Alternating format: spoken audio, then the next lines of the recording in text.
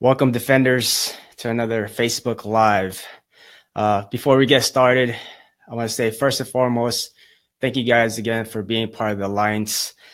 I want everyone to understand that this is just another support group that's out there, like any other Facebook group, but this is more than that. It's a movement.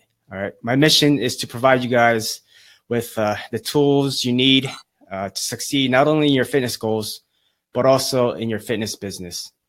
So with that being said, I want to bring in our guest for this evening, Eli Rubin, Navy veteran, and now the operations manager at X Training Equipment, and again, faster.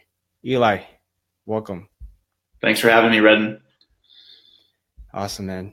Thanks for coming on.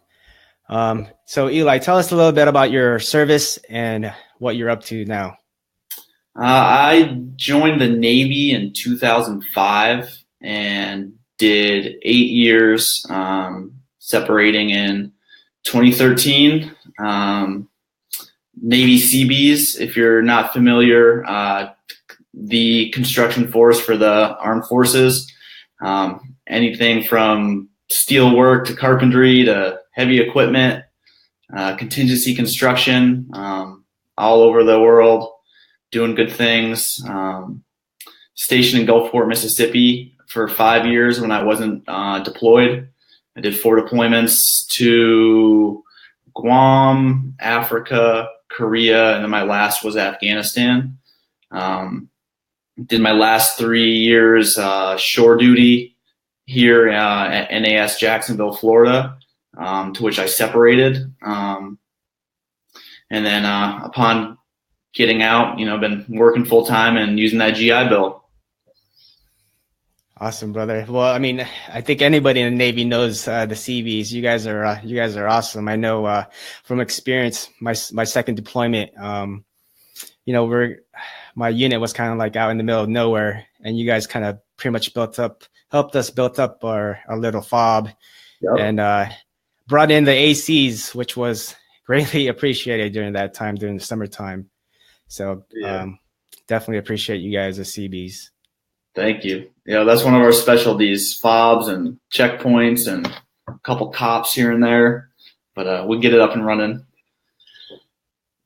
Awesome, brother. All right. So talking about your military service, what's been your biggest takeaway from your time as in the Navy as a CB?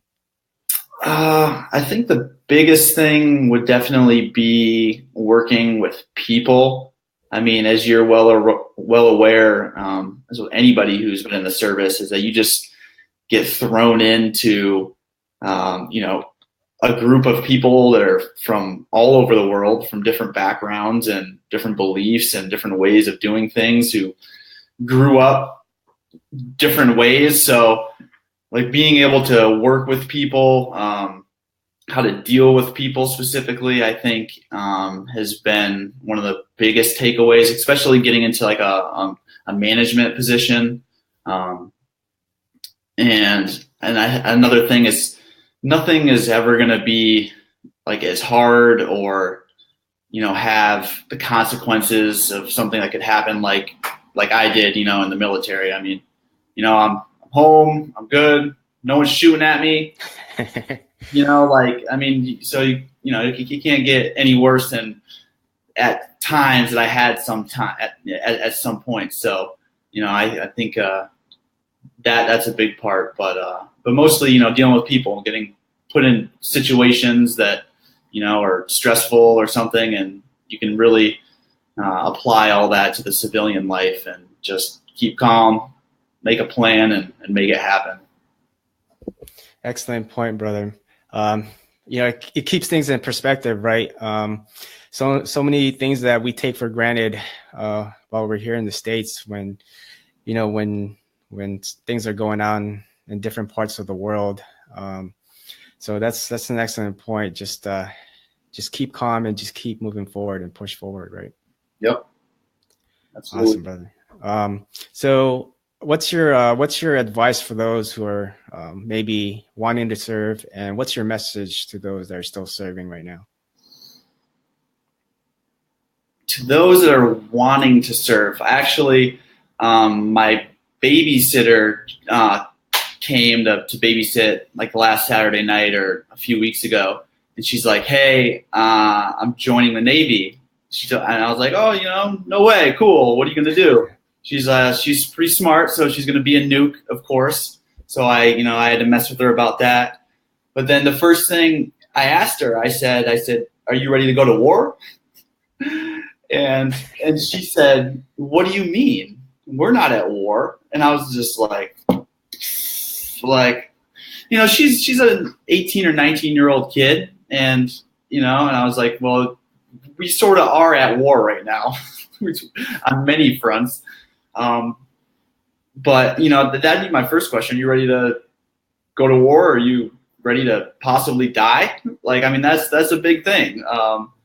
But I think you joining the service, you really have to be able to put yourself second, opposed to the collective group or your unit, or just the military as a whole. Be ready to just know nothing and keep your mouth shut. And if you can do that, you'll be all right. Awesome, brother. Oh, and then to the brothers and sisters who are still serving, still fighting the good fight, keep at it. Keep your head up, do what you got to do, come home safe. Appreciate everyone who's still serving. I wish I could be there with you sometimes. I miss it a lot, so enjoy it while you can, and make the best of it. Excellent message, man. Appreciate it. So let's talk about your transition out of the Navy. You say you're in for about 8 years as CB. Yep. So how was your experience in the Navy? How did that lead you to what you're doing right now? Well, so construction was my thing in the Navy, and I didn't do any of that, really. I haven't done any of that upon separation. I got out for a specific job. We're working, there's a lot of paper mills here in the Southeast, up and down the coast. So it was a paper mill job, and I thought I knew what I was getting into, but it ended up not working out. But I was going to a CrossFit gym. The past 3 years, from 2010 to 2013, I was active in CrossFit, and that's where I met one of the original owners of X Training Equipment. He was my coach. So and he'd always ask me if I wanted a job. X Training Equipment was relatively new. They'd maybe been around a year or two, mostly wholesaling stuff at that time, and hadn't really started manufacturing yet. So when the paper mill job didn't quite work out, I reached out to him and said, "Hey, how about that job?" And sure enough, they were only operating the 2 owners and 1 part-time employee at the time. So they brought me on full-time as the first full-time employee. And I basically had to start over. I started from zero, getting out of the Navy as an E5. I made E5 twice. I know, that's impressive. So getting out of, making decent E5 pay with BAH to getting a $10 an hour job, starting, doing the most basic of things of just picking and packing orders, bumper plates and kettlebells and all that heavy lifting for $10 an hour, which sucked pretty bad, but sticking with it and growing with the company. I was able to, as the company grew, I was able to grow in my responsibilities and my position there, ultimately to where we're at now. And then using the GI Bill as well. I mean, that was a big part. After starting work at X Training Equipment, I was also coaching classes, CrossFit classes, and started going to school full time. So I've been going to school full time since 2014.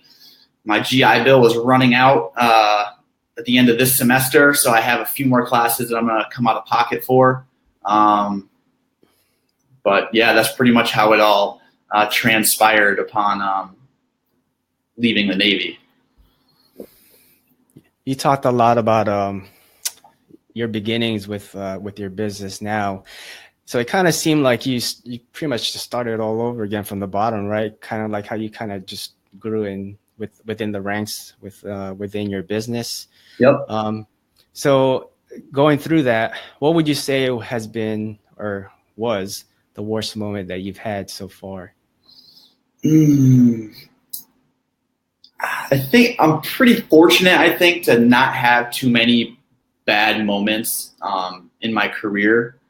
But I think, like, I'd have to say is just not fulfilling a promise or an objective that I set for myself or for somebody else.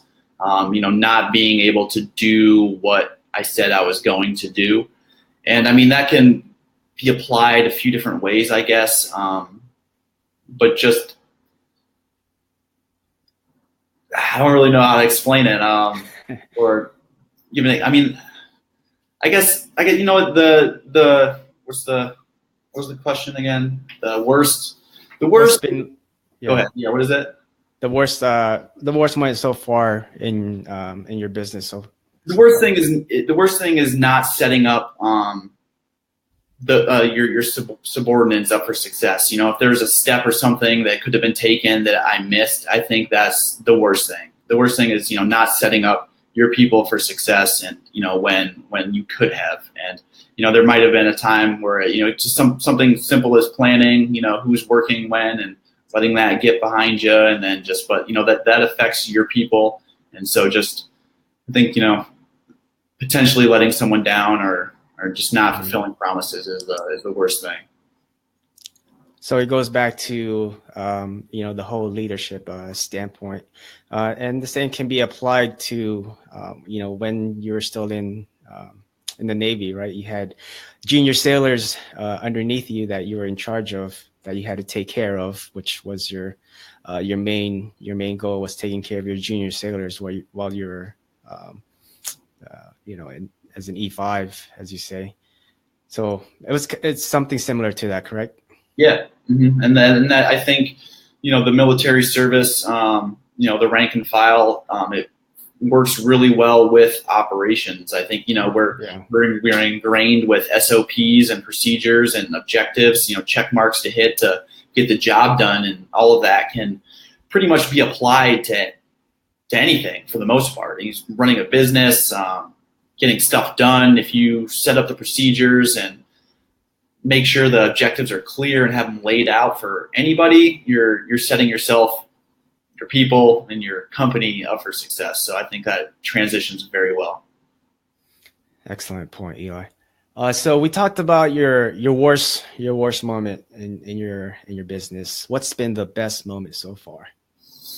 The best moment is sort of, or is where I'm at now. I think, X-training equipment. X-training equipment 5 years ago was 3 people working out of a pretty dingy warehouse spot. Now fast forward 3-4 more years, we have 10 employees now. We acquired again faster about 1.5 years ago. They went bankrupt, and we were in a position to buy them, buy all the copyrights, the equipment, and the media, and all of that. To be in this position now, starting as the first full-time employee to being an operations manager now with 7 other employees working for me, with only the new owner on top of me is pretty cool.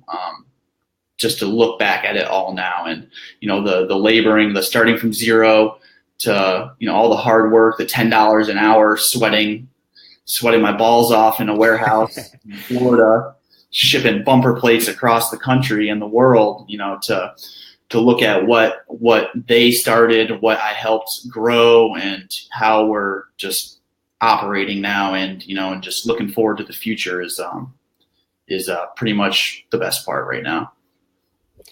Now, Eli, can you talk more about X training equipment, and again, faster, for some of our listeners or viewers who might not be familiar with it? What's it all about, and what are some ways that they can kind of, if they're wanting to get into that business, what would your advice be for them? I don't need any more competition.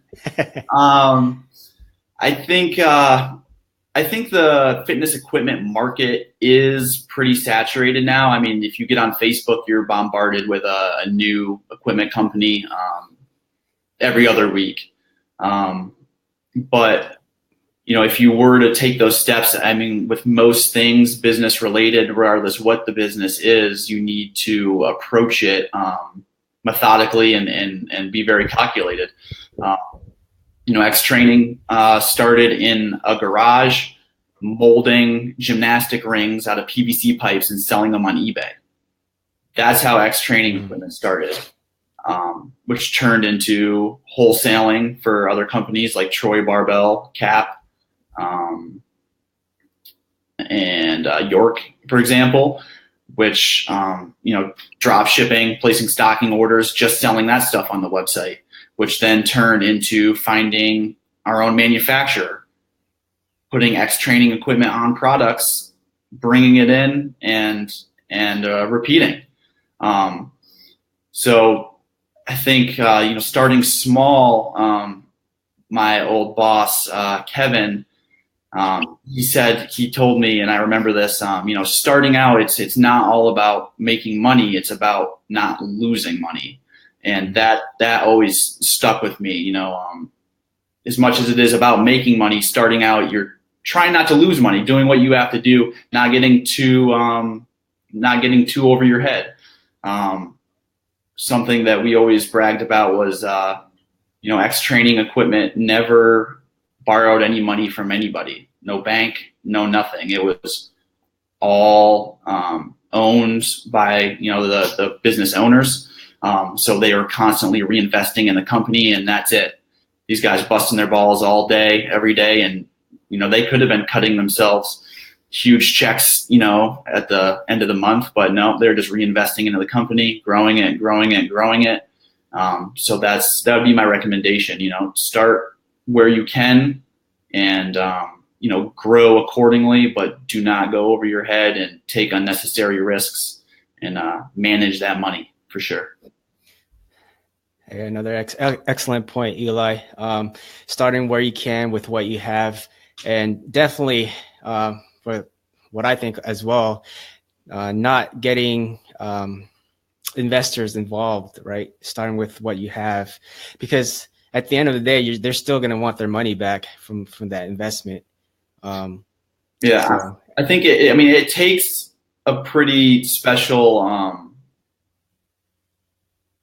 I don't know if experience is the right word, or event isn't really either, but it's very hard to start a business without any capital, right? I mean, you have to have capital, and most people don't have 50, 60 grand laying around just to invest right in inventory and location, and there's a lot of overhead. So if there's means of starting as small as possible, without going into any kind of debt, then by all means. But having investors isn't a bad thing, I don't think. In most cases, you will need some kind of financing, whether it's investors or a bank. But if you do that, for example, if you're gonna start a fitness equipment company, you don't need to go out and buy 100,000 square foot warehouse if you don't have the sales.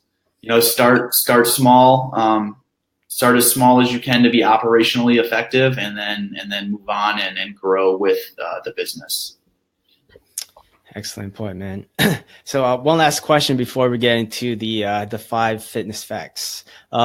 What's an internet resource that some of our listeners or viewers right now can go to assist them with let's say if they want to start their own equipment company?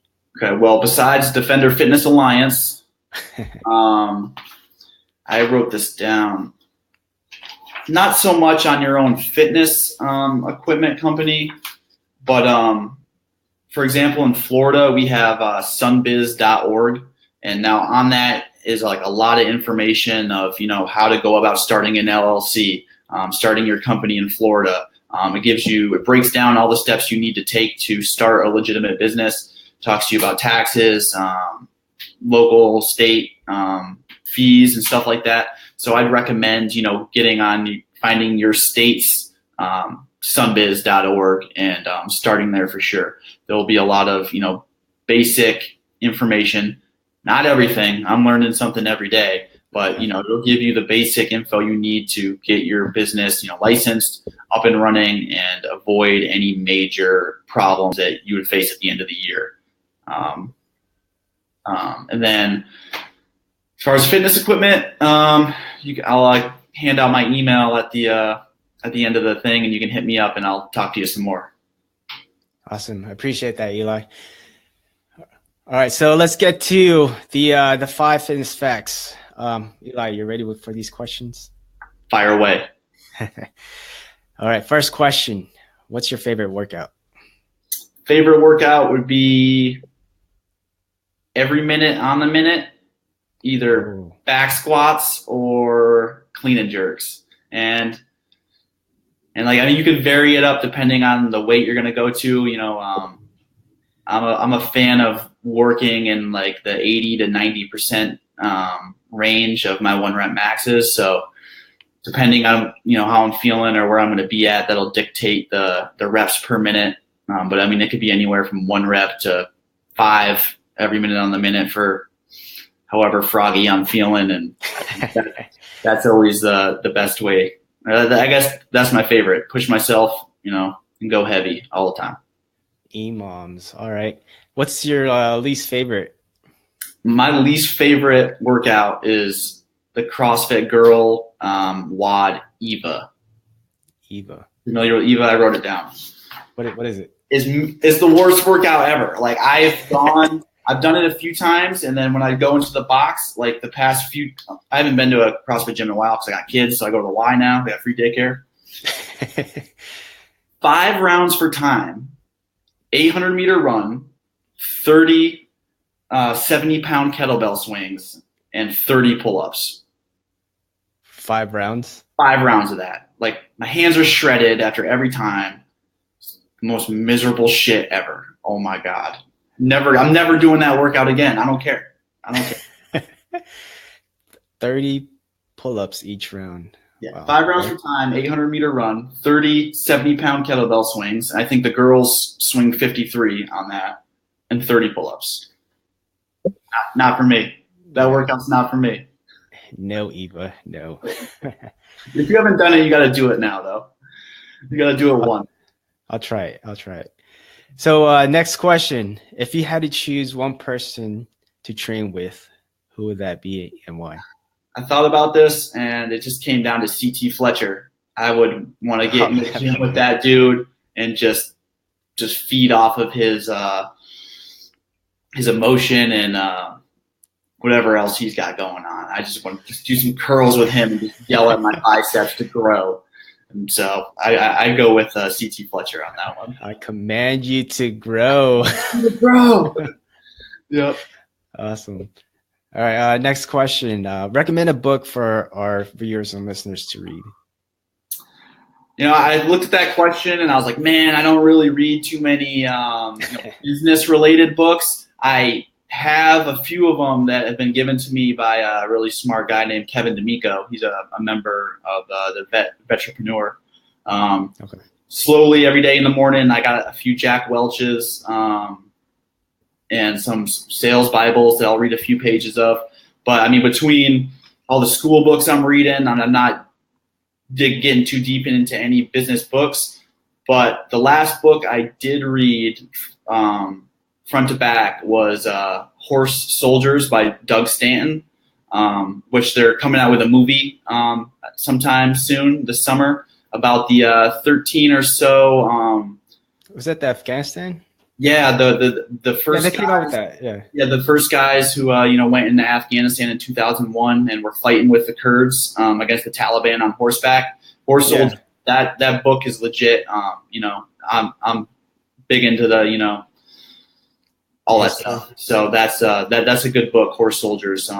If you're into nonfiction military action. I saw the movie. That was a good movie. But I had not seen it. I forgot it came out, but I need to watch check it out. All right. Last question. What's your favorite quote and why?